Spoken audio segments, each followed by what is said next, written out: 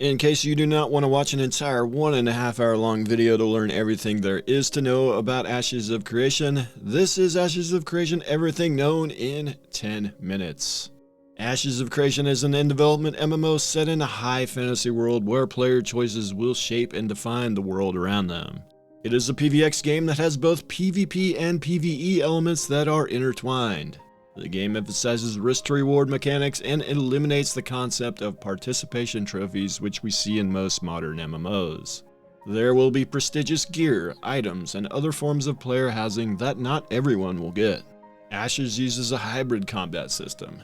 This system does lean more towards tab overall, but has plenty of mobility when using skills, and a fair number of template-based skill shots. There are 64 classes in Ashes, with 8 primary archetypes players choose from at the start of the game, and later in the game players can select a secondary archetype from the same 8 archetypes which forms their class.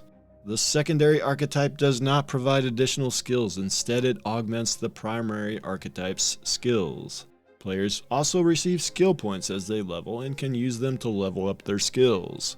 And further class augments from other game systems are also available, such as from religious augments.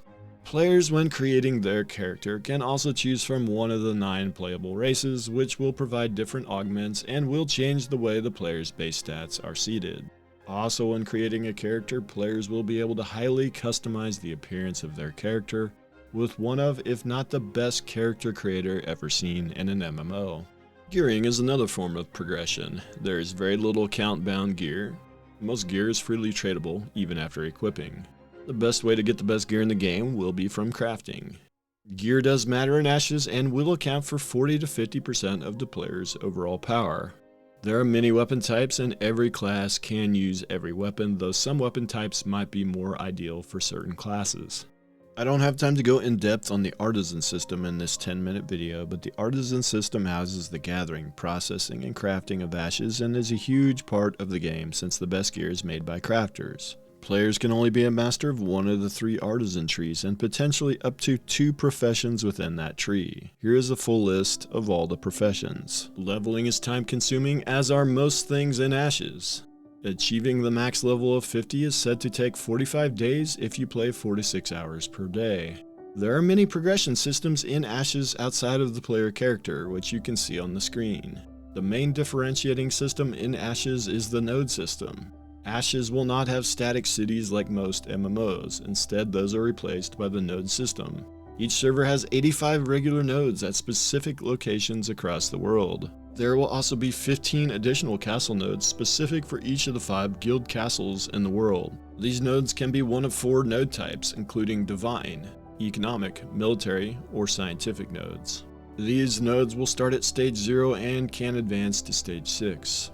As they advance, the node will undergo massive changes, starting at pure wilderness and growing into a huge metropolis if they are able to get all the way to stage 6. At stage 6, special node superpowers unlock that vary based on the node type, which you can see here. A node advances via all players' activity within the node's zone of influence, or ZOI. This includes any activity that gives the player XP, including questing, killing mobs, gathering, crafting, and processing. Each node has a surrounding ZOI that can expand as a node advances. Advancing to stage 1 happens very quickly, but the later stages will take a long time. At the stage 6 Metropolis node, the ZOI will cover 1/5 of the world map. Zones within a node's ZOI will have varying level ranges that scales with the advancement of the node. Ashes does not have the standard zone level ranges that progressively get higher as you travel through the map. Instead, each ZOI will have a variety of level ranges.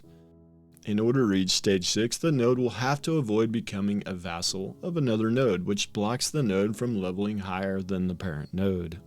The vassal system starts when the first node hits stage 3. A stage 3 node can vassalize one lower level node. A stage 4 node vassalizes a stage 3, a 5 can control a 4 and 3, and a 6 can control 2 stage 5 nodes.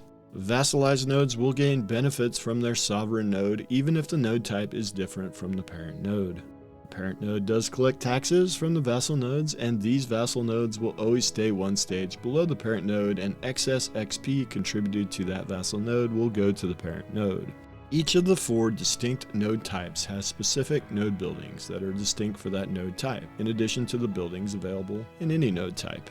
These are the current known unique node buildings, and here is a full list of node buildings, some that are unique and some that are not. Some buildings are automatically available when a node advances, some such as the apartment buildings, marketplaces, and royal stables will need to be constructed by players. Node buildings live within a tech tree based on the stage of the node, and the government will decide which buildings they want based on these tech tree choices. Player housing grants the ability for a player to claim citizenship of a village stage or higher node. There is no hard cap to citizenship, but there is a soft cap in that the cost to become a citizen will go up over time. Players can only be citizens of one node at a time. Citizenship is lost if the node is destroyed in a siege. Citizenship grants a number of benefits that you can see here. There are 3 housing types that grant citizenship: instance housing, known as apartments, static in-node housing, and freehold housing, which is outside of the node but within the node's zone of influence. All of these are limited in supply in some way. There might be another way to become a citizen if no housing is available, in the form of citizenship tickets. Node governments are chosen from the citizens of the node starting at stage 3. These positions vary based on the node type. The mayor position is chosen in various ways that differs based on the node type, and a new mayor is re-elected every single month. Mayors have a lot of powers, including setting tax rates, developing node defenses, setting node policies that affect the citizens, and starting the construction of special node buildings, and even declaring war on another node. Node wars can only occur between nodes that are not within the same vassal network. Starting at stage 3, nodes can be sieged and destroyed, which is a major part of the risk to reward nature of Ashes and gets us into the PvP of Ashes. There are siege declaration scrolls that must be obtained and then activated at the node that is to be sieged. After declaration, there is a countdown based on node stage wherein the node can prepare for the siege. During the declaration period, guilds can register as defenders or attackers. Node citizens are automatically registered as defenders. The actual siege will occur during a set time during server prime time and has multiple mechanics that occur over several phases. The siege itself will last up to 2 hours. If the attackers are successful, the node is destroyed. Citizens will lose their citizenship, and the node itself will enter a rune state and become an open PvP zone where all players can attempt to loot these runes. The treasures within these runes will require time and special tools to uncover. That covers nodes and node sieges. Let's talk about the rest of PvP in Ashes. Ashes does allow open PvP throughout the vast majority of the world, but there are consequences given to gankers via the corruption system. In this system, if a player does kill another player that does not fight back, a huge penalty is delivered to that attacker and they become corrupt. They will now have a 4x increase to the standard death penalty. Outside of the corruption system, most PvP will occur within opt-in PvP systems such as sieges, caravans, guild and node wars, and naval PvP. The other siege besides node sieges are castle sieges. These are fought once per month over one of the 5 guild castles that are available. These will likely be highly sought after by guilds as they confer a host of benefits to the guild that owns them, which you can see on the screen. Caravans are another form of PvP. These are vital for transporting the huge amount of resources that are needed for the artisan system and for nodes. Due to the limited carrying capacity of raw and processed materials for each individual player, and since raw and processed materials must be physically transported and cannot be fast traveled, caravans will be a critical part of the economy. Fast travel options are extremely limited in Ashes, and raw and processed materials can never be moved via fast travel. This makes the caravan system vital for the economy and potentially a PvP hotspot. Naval PvP is the last PvP format, and when entering open seas, players will automatically be flagged as combatants in the corruption system, meaning there is no corruption for players that kill another player in these areas.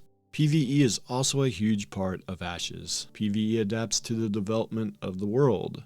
The way nodes develop can alter the availability of some quests, dungeons, raids, and events.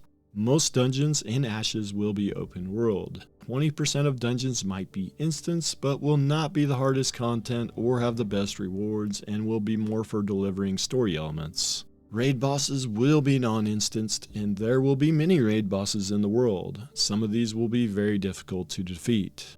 There is also an event system that triggers based on development of the world. These can trigger things that affect the nodes, such as NPCs attacking the node and players needing to defend it. World boss spawns might even be affected by node advancement. And that is a 10-minute overview of Ashes of Creation.